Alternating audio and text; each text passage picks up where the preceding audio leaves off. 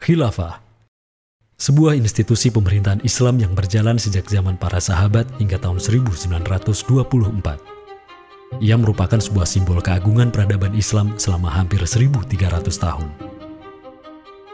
Setelah hampir seabad pasca keruntuhannya, kini ia kembali mencuat sebagai isu yang begitu hangat di tengah masyarakat. Belahan dunia timur dan barat membicarakannya, tak terkecuali di Indonesia.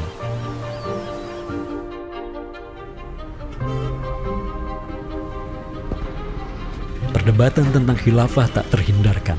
Apakah ia pantas diterima atau tidak di zaman modern saat ini? Kita tahu khilafah atau kehilafahan Islam itu di Nusantara bukan hal yang baru. Ya, sudah ada hubungan relasi antara kesultanan-kesultanan dan kerajaan Islam Nusantara dengan kehilafahan di Turki Utsmani atau wilayah Arab secara keseluruhan itu sejak abad ke-7.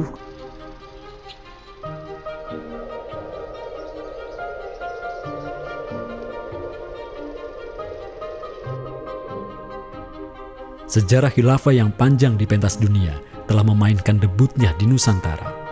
Islam yang diemban para punggawanya telah menjadikan Nusantara jaya dan menjadi sumber utama perlawanan terhadap para penjajah. Inilah kisah tentang Nusantara dan jalinannya dengan sang negara adidaya. Inilah kisah tentang khilafah yang menjadikan rakyat Nusantara sebagai satu umat dengan Muslim sedunia. Inilah kisah tentang jejak khilafah di Nusantara.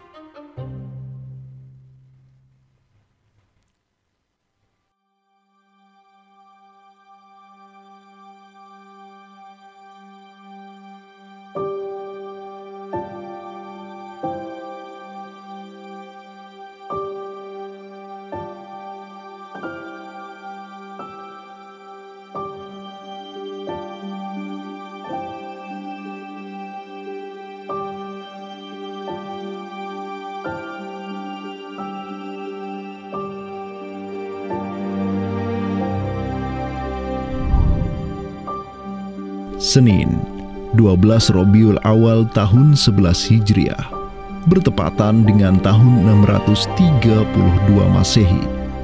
Seluruh langit dunia dirundung mendung. Semua orang di Madinah menundukkan wajahnya, kosong pandangan seraya bercucuran air mata. Di pagi itu, kabar duka menyeruak ke seluruh negeri. Rasulullah Sallallahu Alaihi Wasallam wafat. Pada saat Rasulullah SAW wafat, Abu Bakar itu berkhutbah. Abu Bakar mengatakan begini, Ya ayyuhan nas, inna Muhammadan qad mata. Wala budda lihada dini man yakumu bihi. Kata Abu Bakar begitu. Wahai manusia, sesungguhnya Muhammad sudah wafat. Dan urusan agama ini harus ada yang mengurusnya.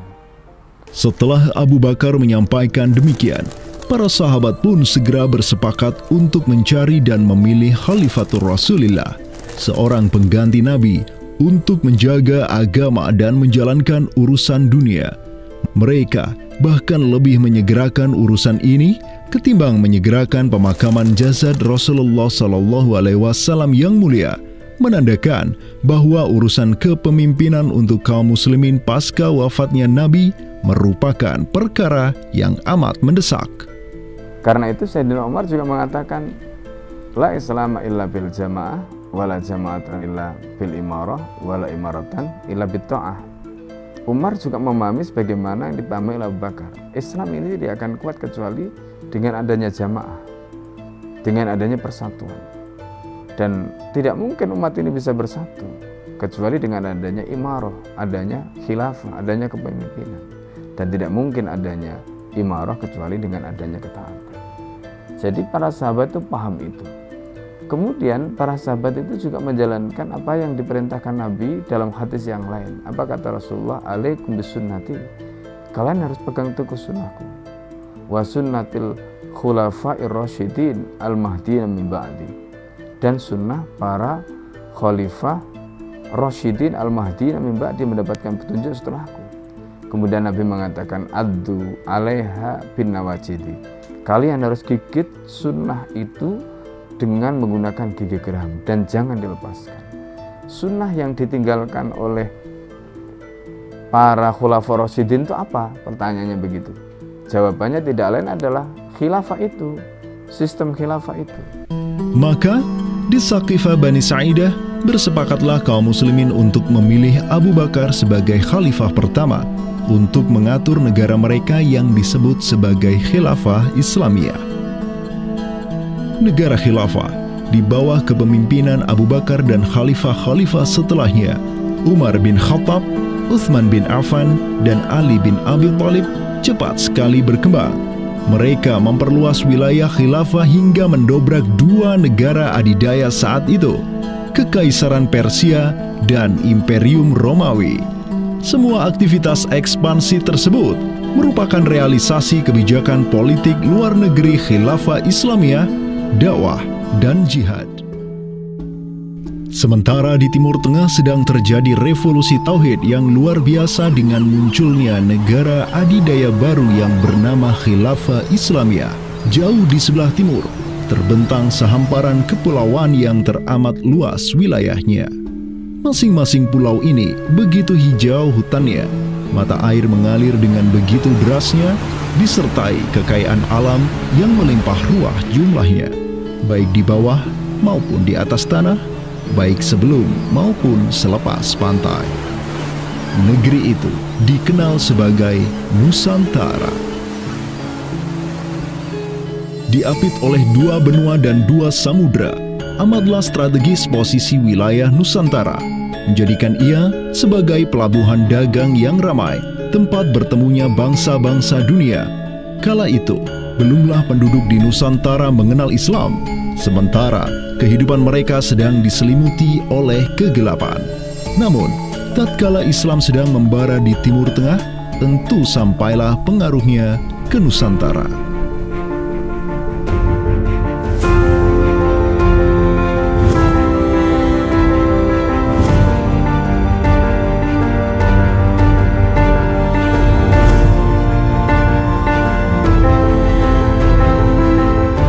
Saya ingin mengutip apa yang pernah dinyatakan oleh Buya Hamka ya di dalam buku beliau dari Perbendaharaan Lama, termasuk juga buku beliau yang judulnya Sejarah Umat Islam, yang beliau menyatakan bahwa sesungguhnya teori yang kita tahu bahwa Islam masuk ke Nusantara itu berasal dari Gujarat pada abad ke-12 sampai 15 Masehi, itu sebetulnya tidaklah tepat sepenuhnya. Karena apa? Karena Buya Hamka memiliki pandangan ataupun penjelasan terkait dengan kapan sesungguhnya Islam masuk ke Nusantara, ke Indonesia. Beliau menyatakan bahwa Islam masuk ke Nusantara itu jauh sebelum teori Gujarat.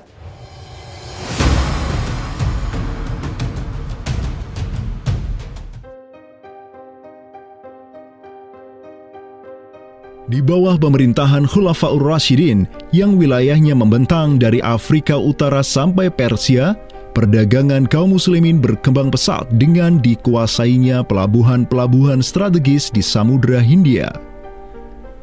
Hubungan diplomatik dan komersial pun terjalin dengan sejumlah kerajaan dari India sampai Cina. Sui Tang Shu, sebuah kronik kuno dari dinasti Tang di Cina mencatat, telah datang serombongan utusan khilafah ke hadapan penguasa Cina di tahun 651 Masehi, di mana tahun tersebut merupakan masa Khalifah Utsman bin Affan. Hubungan khilafah dengan dunia timur terus berlanjut sampai di mana khilafah beralih ke pemimpinannya di bawah otoritas Bani Umayyah. Apabila hubungan negara khilafah dengan kekaisaran Cina sudah terjalin sejak masa Khulafaur Rasyidin melalui jalur laut, tentulah utusan khilafah akan melalui wilayah Nusantara yang menjadi penghubung antara Timur Tengah dan Asia Timur.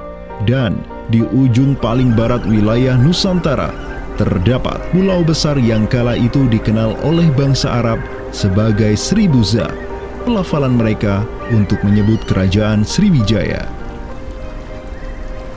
Pelabuhan-pelabuhan di kerajaan Sriwijaya senantiasa menjadi titik transit setiap kapal yang hendak melanjutkan perjalanannya. Tentu, penguasa Sriwijaya akan menyadari keberadaan pelayar-pelayar muslim yang singgah di wilayah kekuasaannya. fakta bahwa kerajaan Maharaja Indravarman di Sriwijaya itu ada komunikasi dengan Daulah Umayyah, mengirim surat 2 kali yang isi suratnya itu dari raja dengan 1000 gajah ya dan sebagainya, yang menunjukkan surat menyurat seabad itu yang menunjukkan ada hubungan kekhilafahan dengan Nusantara. Dan secara historis ya sangat logis ketika itu superpower dunia adalah khilafah. Surat yang dikirim oleh Maharaja Sri Indrawarman dari Sriwijaya tersebut dialamatkan ke Damaskus, ibu kota Khilafah Umayyah yang saat itu dipimpin oleh Khalifah Umar bin Abdul Aziz. Dalam surat itu disebutkan, min malikil amlak alladhi huwa ibnu alfi malik walladhi tahtahu bintu alfi malik walladhi fi mardatihi alfu filin walladhi lahu nahrani yumbitani al-auda wal-allawha wal-jawza wal-kafura alladhi yujadu rihuhu ala masirati 12 milan ila malikil arab alladhi la yushriku billahi syai'an. Amma ba'du, fa inni qad ba'athtu ilayka bihadiyatin wa ma hiya bihadiyatin walakinnaha tahiyatun wa ahbabtu an tab'atha ilayya rajulan yu'allimunil islama wa yuwaqqifuni ala hududihi wassalam. Maka di bawah kepemimpinan sang Khalifah Umar bin Abdul Aziz, khilafah menyebarkan rahmatan lil alamin ke segala penjuru dunia, termasuk Nusantara.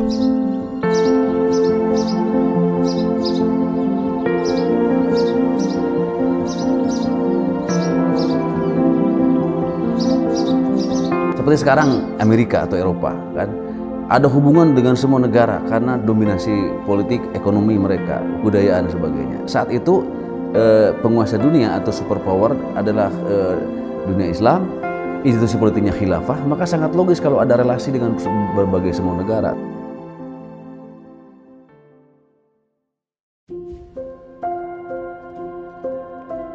Tahun 1258, dari arah timur datanglah segerombolan pasukan yang mengerikan. Tubuh mereka besar-besar bak raksasa, berkulit kuning dan begitu mahir berpanah dan mengendarai kuda. Inilah pasukan Mongol yang datang dari utara Cina. Khalifah Al-Musta'sim itu dibunuh oleh Hulagu Khan, ya, pemimpin tentara Mongol. Kemudian pasca penaklukan Baghdad, itu Baghdad menjadi kota kosong, ya. Penduduknya dibantai, khalifah dibunuh, ya. Kotanya dibakar, perpustakaannya dihancurkan. Wah, pokoknya kacau sekali lah. Nah, tapi ternyata banyak keluarga Abbasiyah, ya, dinasti Bani Abbasiyah yang dia itu selamat dari pembantaian orang-orang Mongol, dan mereka itu akhirnya berdiaspora, mengungsi, ya. Ada yang berdiaspora, ada yang mengungsi ke Hijaz, ada yang mengungsi ke daerah Najd, ya, ada yang mengungsi ke daerah Mesir. Ada satu keturunan Abbasiyah, Bani Abbasiyah, yang dia itu mengungsi sampai ke Aceh, gitu. Di mana Aceh itu dulu, ya, negara yang berkuasa di sana adalah Samudra Pasai.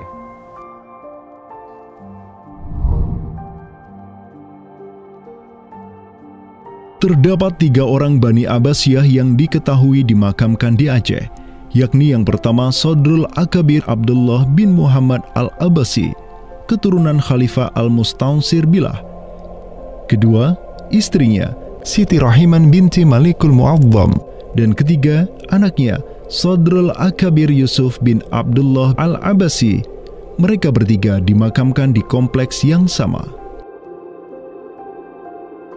Yang paling monumental, yang paling besar di sini kita lihat adalah seorang tokoh yang memiliki predikat As-Sadr Al-Kabir ataupun pengawal para pembesar yang derajatnya mungkin setingkat dengan Perdana Menteri. Beliau bernama Abdullah bin Muhammad bin Abdul Qadir bin Abdul Aziz bin Al-Mansur Abi Ja'far Al-Abbasi, yang mana genetika beliau yang daripada Al-Mansur ini sendiri yang merupakan kakek buyut daripada Abdullah ini adalah seorang khalifah dari Bani Abbasiyah. Bani Abbas ini yang terkubur di Aceh, ya, Lok Sumawe ini, ayahnya ini, ya, Muhammad bin Abdul Qadir, ternyata dia itu dicatat oleh Ibnu Battuta, ya, dicatat oleh Ibnu Battuta dalam rihlahnya kitab Tuhfatun Nazar, ya. Nah, dia itu ayahnya Abdullah bin Muhammad Sodrul Akabir yang di Pasai itu menjadi gubernur, ya, menjadi gubernur di mana? Di daerah India, gitu, dicatat oleh Ibnu Battuta, gitu, ya. Dan Ibnu Battuta mencatat sultan-sultan di India itu begitu hormat, ya, begitu taat, dan mereka itu memuliakan keturunan Khalifah Abbasiyah ini, ya, keturunan Khalifah Al-Mustansir Billah, begitu.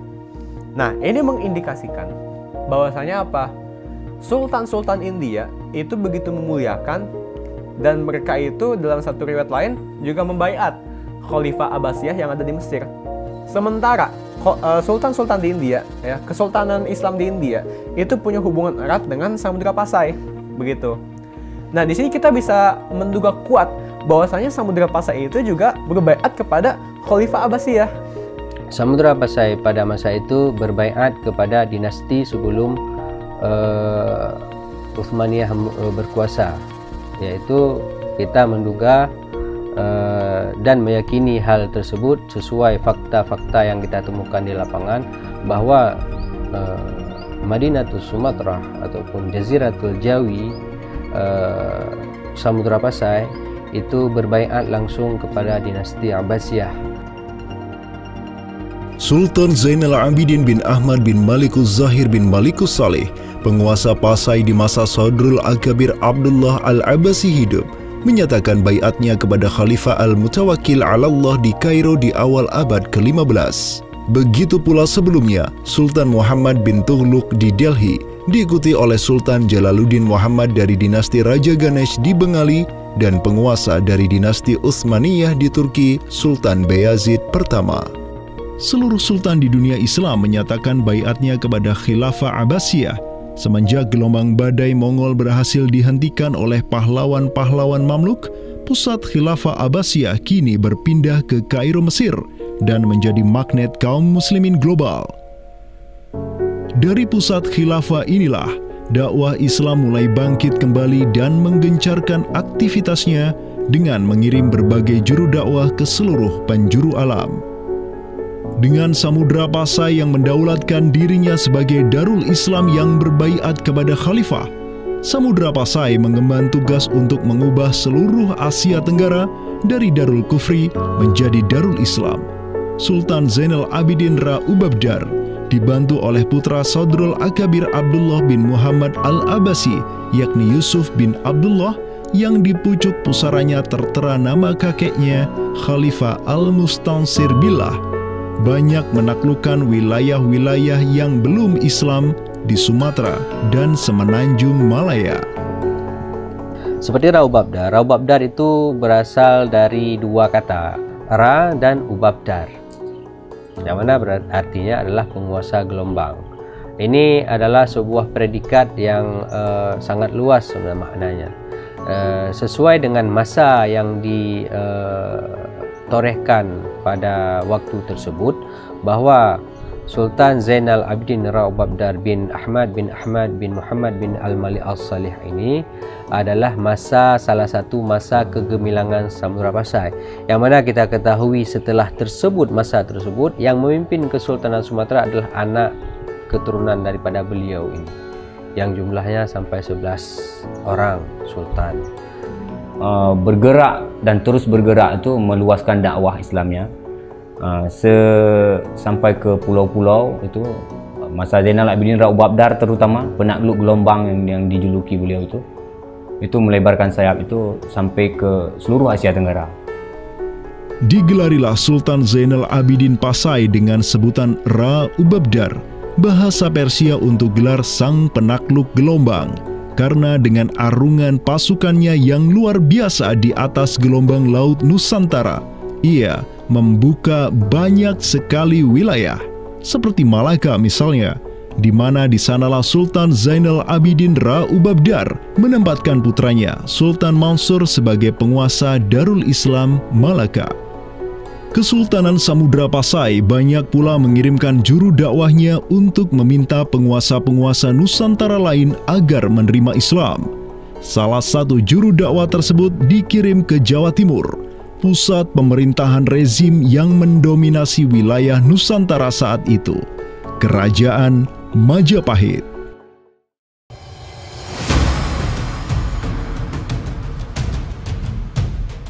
Gresik, Jawa Timur. Di kota yang hanya berjarak 60 km dari Trowulan, ibu kota Kerajaan Majapahit, terbaring jasad mulia di atas pusara marmer yang begitu indah. Inilah kubur seseorang yang menginisiasi tegaknya Islam di tanah Jawa, Maulana Malik Ibrahim, yang kemudian dikenal sebagai Sunan Gresik. Malik Ibrahim adalah seorang yang berkedudukan tinggi di lingkaran kuasa Samudra Pasai, terlihat dari gelarnya yang bertajuk Umdatus Salatin wal Wuzara, pondasi para sultan dan wazir, di mana gelar tersebut adalah gelar untuk wakil Sultan Samudra Pasai, sebagaimana yang dicatat oleh Ibnu Batutah. Gelarnya yang lain seperti Burhanud Daulah Waddin, penerang negara dan agama, adalah gelar yang disematkan kepadanya selayaknya gelar-gelar yang diberikan Khilafah Abbasiyah kepada pejabat-pejabat penting daulah, sebuah gelar yang begitu politis sekaligus agamis.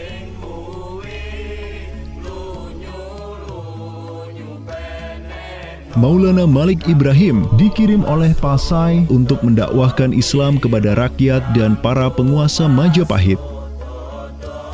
Banyak orang-orang dari kesultanan ini, Kesultanan Samudra Pasai, yang itu berbaiat langsung ke khalifah, itu mengirim orang-orang atau orang-orang Pasai itu banyak bermigrasi ke daerah-daerah lain di Nusantara. Misalkan ya, kalau kita perhatikan makam tertua ya, salah satu makam tertua di Jawa yang sekarang terletak di Gresik, siapa orangnya ya? Pemilik makam ini itu adalah Maulana Malik Ibrahim. Maulana Malik Ibrahim ya, kalau kita perhatikan makamnya yang di Gresik itu sama persis gayanya dengan apa? Dengan makam-makam yang ada di Pasai, begitu. Nah, ini merupakan bukti bahwasanya Sunan Gresik itu pernah ada di Pasai ya, dan dia itu ya tahu sendiri lah ya, bahwasanya Maulana Malik Ibrahim yang kemudian dikenal juga sebagai Sunan Gresik itu merupakan salah satu dari Wali Songo. Bersama kakek, paman, keponakan, cucu cicit dan murid-murid pilihannya yang kemudian disebut Wali Songo, Maulana Malik Ibrahim berdakwah di Jawa dan menyebarkan Islam di kalangan penduduknya. Mereka mendapat sokongan penuh dari negara yang berkuasa di Samudra Pasai, kesultanan yang berbaiat kepada Khilafah Abbasiyah. Dakwah mereka terus berkembang, perlahan namun pasti, dan mulai melumat persendian kuasa Majapahit yang mulai keropos akibat kekacauan internal mereka sendiri.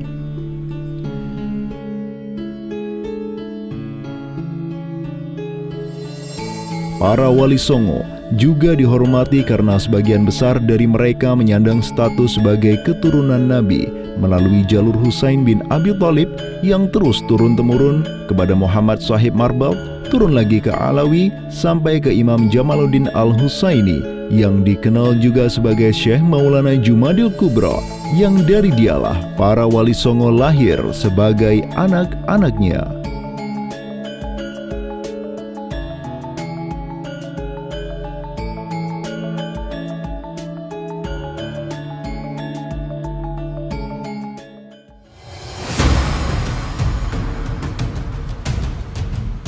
Bertolak dari Gresik, dakwah para wali menyebar ke kota-kota lainnya di Pulau Jawa, bahkan sampai keluar Jawa seperti Maluku, Ternate, Makassar, Kalimantan, dan sebagainya.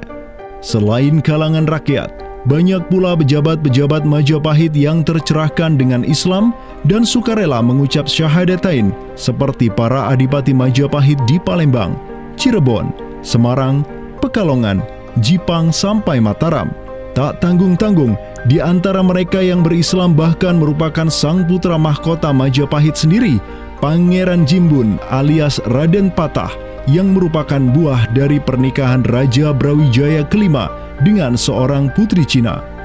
Ketika dewasa, Raden Patah belajar kepada Sunan Ampel di Surabaya, kemudian diangkat menjadi Adipati Demak oleh ayahnya. Kemudian, di tahun 1478, Brawijaya kelima digulingkan oleh pesaingnya dari Kediri, Girindra Wardana.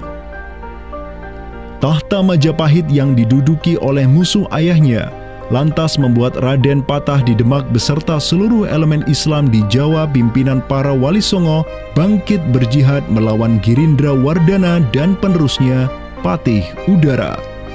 Mereka terus berjihad dengan penuh keberanian hingga akhirnya berhasil melumat kekuasaan Majapahit yang dipegang oleh para pemberontak dari pihak Girindra Wardana dan Patih Udara. Kaum muslimin pun meraih kemenangan hingga akhirnya mereka berhasil memproklamirkan berdirinya sebuah daulah Islam pertama di tanah Jawa, Kesultanan Demak, pada tahun 1482.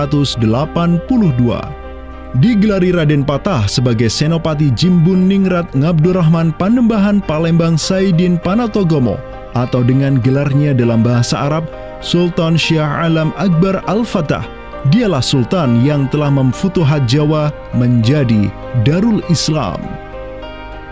Dengan berdirinya Demak sebagai daulah Islam pertama yang berdaulat di tanah Jawa, bertambahlah kuat bargaining politik Islam di kawasan Nusantara bersama-sama dengan Kesultanan Samudra Pasai di Sumatera, Kesultanan Malaka di Semenanjung Malaya, Kesultanan Brunei di Borneo, Kesultanan Sulu di Filipina, begitu pula Sultan pertama di Ternate, Sultan Zainal Abidin yang pernah menimba ilmu ke Jawa di bawah bimbingan Sunan Giri.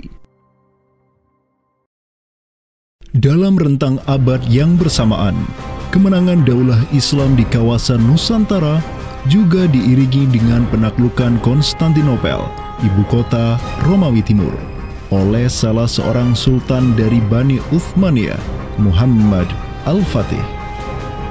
Penaklukan Konstantinopel sekaligus menandakan tamatnya riwayat Imperium Romawi Timur untuk selama-lamanya. Penaklukan Konstantinopel pada tahun 1453 oleh Muhammad Al-Fatih, sang Sultanur Rum, merupakan realisasi dari janji yang telah terucap ratusan tahun sebelumnya oleh lisan mulia sang Sayyidul Mustafa, Rasulullah Muhammad Sallallahu Alaihi Wasallam.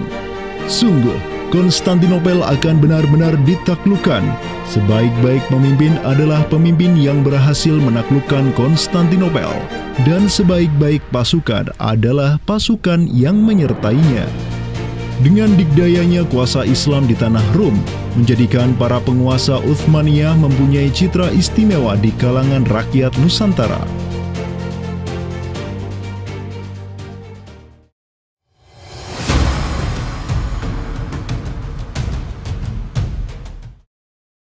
Namun demikian, dikala penaklukan demi penaklukan sedang digencarkan oleh tentara Islam mulai dari Rum sampai ke Nusantara, penaklukan yang sama juga digencarkan oleh tentara Kristen di ujung paling barat dunia Islam, Andalusia. Berbeda dengan penaklukan yang kaum muslimin lakukan, di mana penduduk asli suatu tempat diberi toleransi yang luar biasa atas agama dan properti mereka, tentara Kristen Portugis dan Spanyol menaklukkan wilayah Islam di Andalusia yang saat itu sudah terpecah menjadi Reyes de Taifas atau Mulukhut Tawaif atau kerajaan-kerajaan yang saling tercerai-berai. 1492, kekuasaan Islam terakhir di Andalusia, Granada, berhasil ditaklukkan oleh suami istri yang menjadi penguasa Spanyol, Fernando d'Aragon dan Isabella de Castilla. Penaklukan kembali wilayah Andalusia menjadi negara Kristen yang mereka sebut Reconquista telah menyebabkan populasi kaum muslimin di sana tersapu bersih, entah karena diusir, dimurtadkan, atau dibunuh. Selain Reconquista, kaum Kristen Spanyol dan Portugis juga mempunyai motif ekonomi untuk menjadikan diri mereka kaya, yakni dengan mencari jalur rempah di Samudra Hindia yang saat itu merupakan potensi sumber daya alam yang luar biasa. Program mereka untuk mencari rempah di Samudra Hindia mereka sebut sebagai Estado da India. Kita sering dengar dengan istilah 3G gitu kan, Glory, Gospel, dan Gold gitu kan. Jadi ya mereka ingin ekspansi, mereka ingin menyebarkan misi agama mereka, dan mereka juga ingin mencari gold. Goldnya di sini adalah justru adalah rempah gitu kan. Begitulah betapa berharganya rempah pada saat itu, sampai 1 gram pala dihargai dengan 2 gram emas gitu kan. Paus Alexander ke-6, pemimpin kaum Kristen saat itu, begitu mendukung hasrat Portugis dan Spanyol untuk menjelajah dunia dan menyebarkan Kristen. Maka berangkatlah gelombang penjelajah Portugis yang disertai pasukan dan senjata untuk menaklukkan dunia Islam di Samudra Hindia. Di bawah pimpinan Alfonso de Albuquerque, armada Portugis berhasil menaklukkan Goa di India pada tahun 1510 dan setahun kemudian berhasil sampai ke Malaka, merebut pelabuhan strategis itu dari Sultan Mahmud Syah yang memerintah tempat tersebut. Dengan bercokolnya Portugis di Nusantara, dimulailah babak baru sejarah Islam di kawasan ini.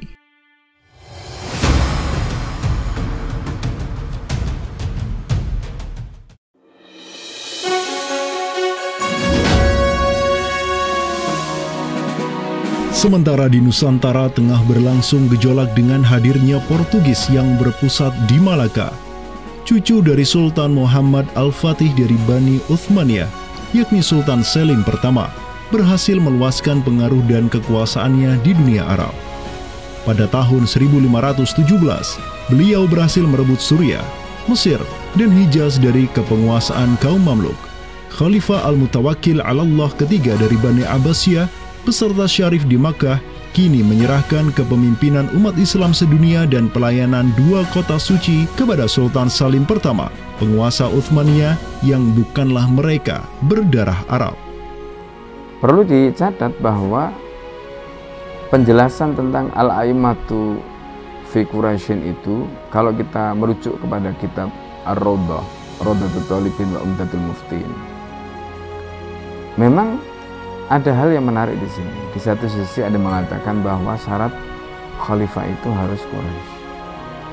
Tetapi Imam Nawawi sepakat ketika katakanlah dari Quraisy tidak ada, terus diambilkan dari mana? Maka kemudian disebutkan di situ ya di luar Quraisy, bisa dari bani ini, itu yang disebutkan di dalam kitab Ar-Rawdah. Karena itu sebenarnya syarat Al-A'immah fi Quraisyin itu bukan syarat yang wajib, tetapi difahami di sini berdasarkan penjelasan yang diantaranya disebutkan dalam kitab Ar-Rawdah tadi, itu adalah merupakan syurut afdaliyah. Maka semenjak tahun 1517, kepemimpinan khilafah beralih ke Bani Uthmaniyah. Selim pertama dan anak keturunannya kini didapuk sebagai Khalifatul Muslimin. Amirul Mukminin, Khadimul Haramain, Al-Ghazi fil Barraini wal Bahraini, Zilullah fil Alam, Padisyah wa Khilafat Penah. Wilayah khilafah Uthmaniyah terus merangsek Eropa, dan merekalah yang menguasai Laut Mediterania dan juga Laut Merah. Adapun Portugis yang bercokol di Samudra Hindia mulai ketakutan karenanya. Karena dengan munculnya khilafah Uthmaniyah sebagai negara Islam yang adidaya, solidaritas Muslim sedunia akan bangkit kembali karena memiliki perisai kuat di sisinya. Ini erat kaitannya dengan hubungan dengan negeri kita, karena keimanan yang kemudian merekatkan ya dengan semangat akidah Islamiyah, semangat ukhuwah Islamiyah, menjadikan umat Muslim yang ada di Timur Tengah dengan umat Muslim yang ada di Nusantara Indonesia itu terjalin hubungan yang sangat erat. Karena kita tahu bahwa ada ayat Allah Subhanahu wa Ta'ala yang menyatakan innamal mu'minuna ikhwah. Sesungguhnya orang-orang beriman itu adalah saudara. Ketika ada saudara mukmin yang terzalimi, maka saudara mukmin yang lain itu punya kewajiban untuk membela. Demikian pula ketika Muslimin Nusantara itu terzalimi dengan adanya penjajahan, dengan adanya imperialisme yang dilangsungkan oleh orang-orang kafir penjajah, baik itu oleh Portugis, Spanyol, Inggris, Perancis ataupun Belanda. Ya. Maka kemudian Muslim yang ada di Timur Tengah yang pada waktu itu masih memiliki kepemimpinan yang tunggal untuk seluruh dunia, yaitu Khalifah, itu juga turut ya memperhatikan, turut mendukung, turut memperjuangkan pembebasan ataupun kemerdekaan bagi bangsa Muslim Nusantara. Kenapa? Ini semangat jihad di antara kaum Muslim yang dihubungkan dengan semangat keimanan atau akidah Islamiyah tadi. Kenapa? Yang namanya mukmin itu adalah kal jasadil wahid, ya, satu tubuh. Ketika bagian tubuh yang lain itu teraniaya, maka tubuh yang lain pun punya kewajiban untuk membelanya ataupun juga ikut merasakan penderitaan yang dialami oleh bagian tubuh kaum muslim yang lain. Semenjak Portugis berhasil menancapkan kukunya di India dan Malaka, tidak hanya dua wilayah tersebut yang ditimpa petaka, namun juga hampir seluruh kesultanan di Samudra Hindia dan Nusantara. Sultan dari Samudra Pasai kala itu, Zainal Abidin bin Mahmud bin Zainal Abidin Ra'ubabdar, yang mendaulatkan dirinya sebagai Al-Qaim tahta Amri Rabbil Alamin, orang yang berdiri di bawah perintah Tuhan semesta alam, mengirim surat kepada Portugis di Malaka untuk menggugat kelakuan mereka yang sangat merugikan kaum muslimin di kawasan. Namun apalah daya, Sultan Zainal Abidin yang ini kemudian dikenal sebagai penguasa terakhir Pasai, karena setelah ia wafat pada tahun 1517, bala tentara Portugis datang ke Pasai dan menaklukkan Kesultanan Islam pertama di Nusantara itu dengan penuh tipu daya. Tak hanya Pasai yang berhasil ditiadakan, Portugis juga mampu menahan serangan pasukan Islam dari Demak sampai Sultannya Patiunus bin Raden Patah syahid di Lumat Muntahan Meriam Portugis pada tahun 1521. Dengan diplomasinya yang culas, Portugis juga menjalin kerjasama dengan kerajaan Pajajaran di Jawa Barat pada tahun 1522.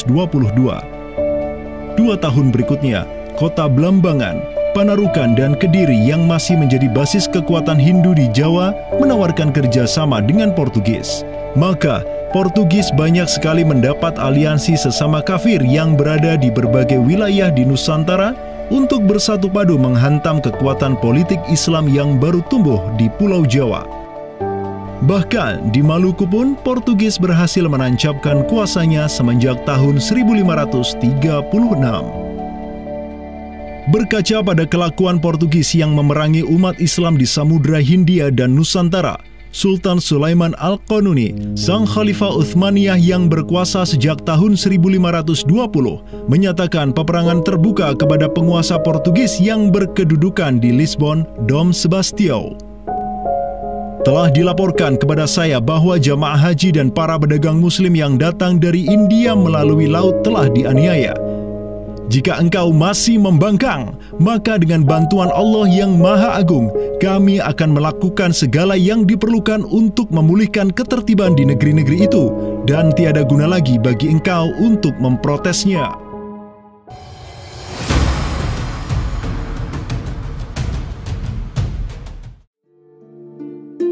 Penjaga kedaulatan Islam di Sumatera yang harum selama ratusan tahun, Samudra Pasai, kini sudah sirna di bawah kungkungan Portugis.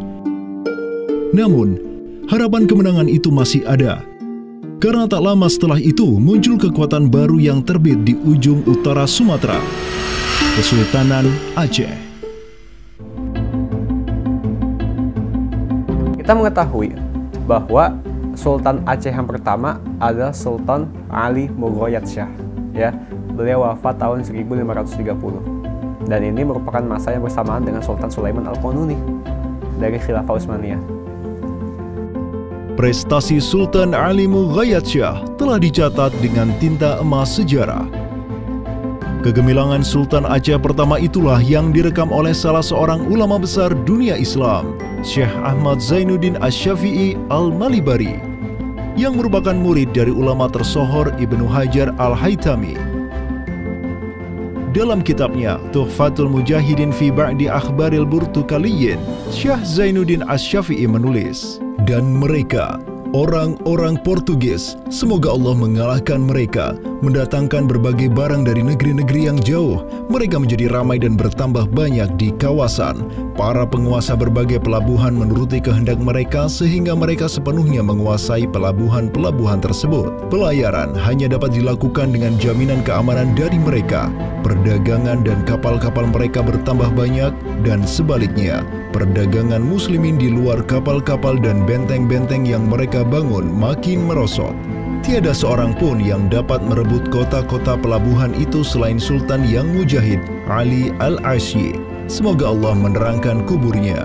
Karena Sultan Ali Al-Asyi lah yang telah membuka Sumatera dan menjadikannya Darul Islam. Semoga Allah membalas kebaikannya untuk kaum muslim dengan sebaik-baik balasan.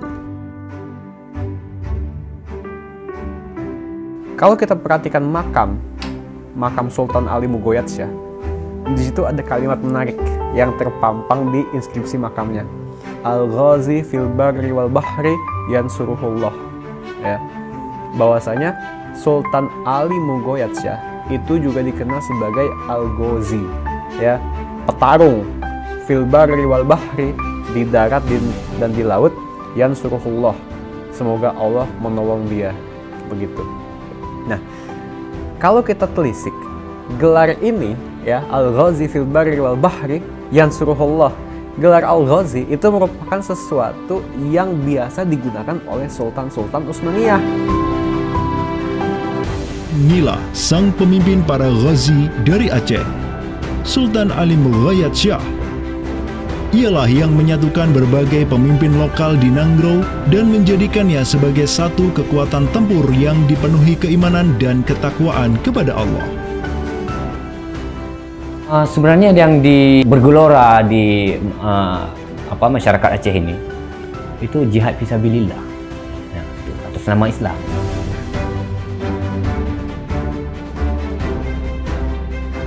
Kampanye global Khilafah Utsmaniyah untuk menghajar Portugis senantiasa digelorakan oleh para khalifahnya dan juga oleh para negarawan Daulah Adidaya itu. Tahun 1539, Khalifah Sulaiman Al-Qanuni memerintahkan wazir agungnya, Hadim Sulaiman Pasha, untuk mengirim utusan ke Aceh sebagai bentuk tanggung jawabnya untuk membantu kaum muslimin di sana. Utusan tersebut ialah Hamad Khan, seorang Mesir yang tak lain merupakan sepupu dari Hadim Sulaiman Pasha sendiri. Atas bantuan utusan dari khilafah inilah Aceh dapat menaklukkan wilayah Batak menjadi Darul Islam. Tahun-tahun berikutnya, pucuk pimpinan Kesultanan Aceh digantikan Sultan Alauddin Riayat Shah Al-Qahar, anak dari Sultan Ali Mughayat Shah. Beliau melanjutkan jihad ayahnya dan secara terang benderang turut menyatakan ketundukannya kepada Khilafah Utsmaniyah. Kesatuan agama, kesatuan tauhid dalam Islam itu pasti membentuk kesamaan, kesatuan umat, kan gitu. Ya, kesatuan umat, karena Islam itu kan dibentuk oleh keyakinan, akidah, kesatuan keyakinan yang sama, ya, dan tidak mengenal batas wilayah, tidak mengenal nasionalisme dan sebagainya. Jadi melihat siapa penguasa dunia adalah Khilafah Turki Utsmani, ya pasti ada hubungan emosional.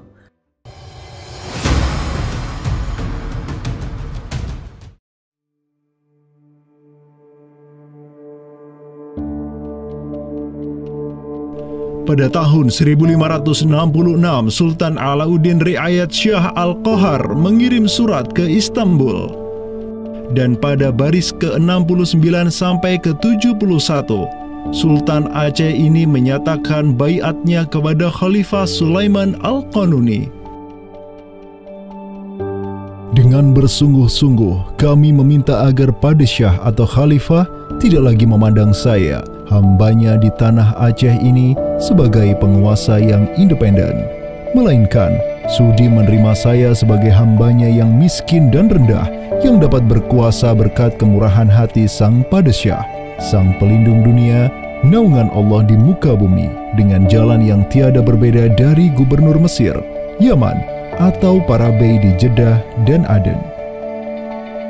Sultan Selim kedua tatkala mendengar, ya, membaca surat dari Aceh ini, di mana surat Aceh ini itu selain memberikan baiat, dia itu juga meminta pertolongan kepada Khalifah Amirul Mukminin sebagai pelindung dunia Islam global agar mengirim sejumlah persenjataan ya, kapal perang, ahli-ahli militer ya, kemana? Ke Aceh untuk menghadapi Portugis yang saat itu sedang menguasai Selat Malaka. Begitu. Nah, akhirnya apa? Bahkan Sultan Selim II itu menyebutkan ya, Aceh itu sebagai wilayati Aceh ya. Wilayat itu asal katanya dari bahasa Arab, wilayah. Wilayah itu kalau dalam istilah tata negara Islam ya, merupakan provinsi gitu. Jadi di sini ya, Sultan Selim II, Khalifah Utsmani ini menyebut Aceh itu sebagai provinsi, wilayati Aceh. Atau dalam arsip yang lain disebut wilayatul Hind ya. Kemudian kalau dari segi kerjasama militer ya, itu dengan ditandai dengan pengiriman artileri perang yang cukup luar biasa, yang bahkan sampai yang namanya meriam-meriam monster dalam meriam penghancur, dan kemudian tim ahli pembuat meriam yang dikirimkan dari Turki ke Aceh Darussalam. Tapi ya qadarullah, ternyata saat itu terjadi pemberontakan di daerah Yaman ya. Pasukan-pasukan yang seyogyanya dikirim ke Aceh itu dialihkan ke Yaman ya. Walaupun dialihkan ke Yaman untuk memadamkan pemberontakan di sana, tapi tatkala pemberontakan itu selesai, apakah misi ke Aceh itu tetap berlanjut? Lanjut ya, tetap berlanjut. Nah, akhirnya sejarah mencatat bahwasanya ada 2 kapal galeon ya, 2 kapal perang besar yang dimana isinya merupakan perwira-perwira ahli militer dari Utsmaniyah dikirim ke Sultan Alauddin Riayat Shah Al-Qahar ya. Nah, dan ini ya menurut Profesor Amirul Hadi ya, jumlahnya 400 ya. Janissaries, tentara elit Utsmaniyah, dikirim ke Aceh.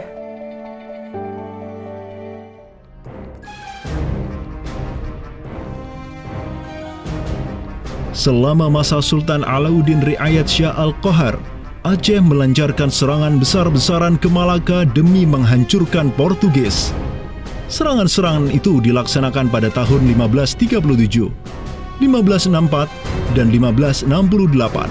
Pada serangan yang ketiga di tahun 1568, armada raksasa berkekuatan 15.000 Ghazi Aceh, 400 Janissaries dari Khilafah Utsmaniyah, dan 200 meriam monster karya para ahli senjata Utsmaniyah berangkat ke Malaka yang dikomando langsung oleh Sultan Alauddin Riayat Shah Al-Qahar.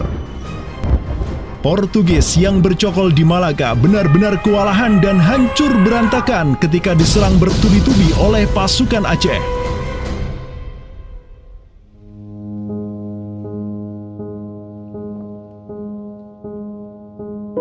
Walau demikian, Portugis berhasil bertahan karena dibantu oleh sekutu-sekutunya dari Johor dan Kedah.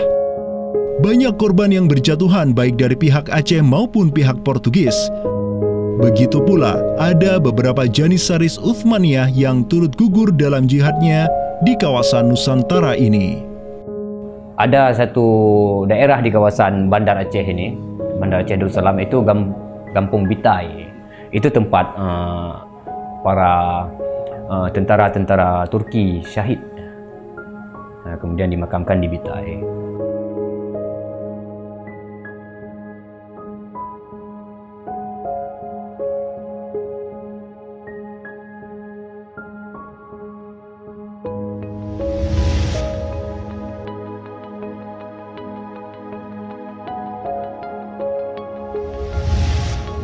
Mungkin kita melihat juga dari segi numismatik atau mata uangnya, banyak sekali dirham-dirham Turki Utsmani kita temukan di sini.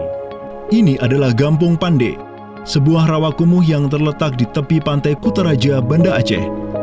Semenjak tahun 2006, tempat ini sudah dijadikan sebagai tempat pembuangan akhir untuk sampah dan tinja. Kemudian sempat pula ingin dibangun di atasnya instalasi pengolahan air limbah atau IPAL oleh Pemda setempat. Namun siapa sangka, di tempat yang nasibnya begitu menyedihkan hari ini, di tahun 2013 lalu, telah ditemukan tidak kurang dari 6.000 keping dinar dan dirham yang dicetak oleh Khilafah Utsmaniyah dan Kesultanan Aceh. Dari Sultan Sulaiman Al-Kanuni kita temukan di sini. Kemudian Sultan Murad juga kita temukan di sini. Gampung Pandey yang merupakan salah satu kawasan Islam tertua di Aceh, di mana di sanalah terdapat ribuan makam tokoh-tokoh penting Islam yang datang dari seluruh penjuru negeri. Dan beginilah nasibnya sekarang, terhinakan oleh orang-orang yang melupakan sejarah besarnya, tak tersentuh oleh peradaban modern yang durhaka kepada sejarah Islamnya. Walau demikian, kenangan tentang mereka takkan pernah hilang dan akan terus teringat oleh anak cucu kita. Mereka akan terus mengingat bahwa orang tua kita dahulu, para penguasa kita yang saleh dulu, pernah menyatakan baiatnya kepada Amirul Mukminin, khalifahnya umat Rasulullah Sallallahu Alaihi Wasallam. Inilah kubur orang yang dirahmati lagi diampuni. Dialah Al-Ghazi, sang petarung di jalan Tuhan semesta alam, penentang kaum kafir dan musyrikin, pecinta kaum fakir dan miskin, Sultan Alauddin Riayat Shah, naungan Allah di muka bumi, putra Sultan Ali Mughayat Shah. Semoga Allah menyiramkan rahmat ke atas pusaranya dan menjadikan surga tempat kediamannya.